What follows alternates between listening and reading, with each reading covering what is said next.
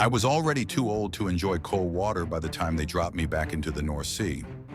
Late 80s off the Scottish coast.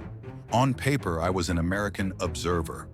In reality, I was a diver with too many miles on the clock, sent because there was a name on an oil platform that London didn't want walking away. The target was a North Sea rig, a steel city on stilts, lit up in black water. An IRA cell had taken it the way men like that always try to take things. Loud, fast, and with a message. They'd come aboard as contractors, pulled guns where there should have been clipboards, and turned the platform into a stage. Workers were tied up. Explosives were wired into lines that fed more than one country's bank account. They wanted headlines. The men on that rig just wanted sunrise, so they called in a particular kind of answer. In the briefings, it was SAS Detachment 212. The men themselves just said 212. Hard eyes, quiet mouths, dark humor. They didn't care that I was American or that my badge didn't match their chain of command. They only cared whether I could swim in freezing water and not slow them on a ladder.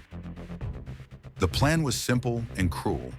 A Royal Navy helicopter would be loud and obvious on one side of the rig, rattling every window. While every nervous finger pointed a rifle at the sky, a handful of us would be in the dark water below, counting waves and watching for the right ladder. The North Sea at night is its own enemy. Black water, cold that bites through neoprene and bone. Rig legs rising out of the ocean like the ribs of a dead iron animal. Our only light was the dirty yellow glow bleeding down from above. We moved hand over hand along barnacled steel, boots searching for slick rungs. One slip and you weren't just wet, you were gone. The only things keeping us attached to that ladder were muscle memory and the weight of the man in front of you. Up top, the helicopter changed its run. You could feel the rig vibrate as it swung closer. In our earpieces, clipped British voices called out movements. Figures shifting, guns tracking, someone shouting about their cause over a cheap PA. Terrorists always think history's listening. Most of the time it isn't. We came over the rail as quiet as men in full kit can. The first guards never got a chance to introduce themselves. Steel, polymer, and gloved hands did the talking. No speeches. These weren't kids throwing rocks. They were men who'd wired explosives into civilian steel. Then someone on a catwalk looked down instead of out, and the quiet part ended. The world snapped into noise and angles. Shots cracked, ricochets screamed off beams, sparks fell into the water. 212 split like they'd rehearsed it in a classroom made of rust. One team driving for the control room, another hooking toward the living quarters where the workers were penned in. I stayed with the group aimed at the heart. We pushed along graded walkways, boots ringing on steel, to see a constant growl under our feet. A gunman in a balaclava stepped out, firing wild. Rounds chewed through rails and consoles, chasing the idea of us instead of the reality. The reality pushed back. In the control room, they'd tried a last stand.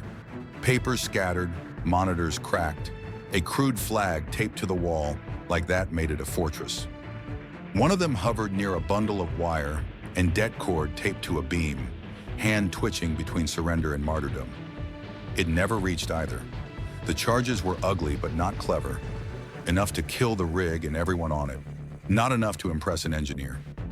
The rig's safety officer, pale and furious with a zip tie still on his wrist, helped us sort what was live and what was theater. We cut lines, pulled caps, and listened as the ticking in our heads got quieter. Out in the accommodation block, 212 ripped tape off wrists and hoods off faces.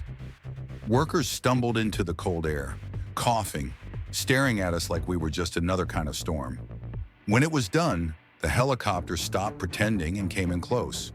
Rotors kicking spray off the black water, winch lines dropping, medics replacing riflemen on the deck. That's when you know the job has shifted from don't die to don't let anyone else. We walked the surviving terrorists to the rail, cuffed and suddenly small. One of them tried to spit a slogan at me about occupation and justice, like I was a poster he'd been trained to shout at. I told him what I'd learned the hard way on 3 continents. It's never about your flag, I said. It's about who you're willing to blow up to wave it. The North Sea wind took the words and shredded them between the waves. By dawn, from a distance, the platform looked normal again. Lights steady, flares burning, cranes still. Just another rig feeding a world that doesn't think about where its fuel comes from or who almost died keeping it flowing. That night off Scotland, we didn't end a cause or rewrite a history book. Those ghosts don't go quietly, but we kept a lot of men from dying in someone else's statement. We kept a piece of steel above the water instead of at the bottom of it. Sometimes that's all you get. I'm Frank Wolf Mercer. This is Old Glory Legends.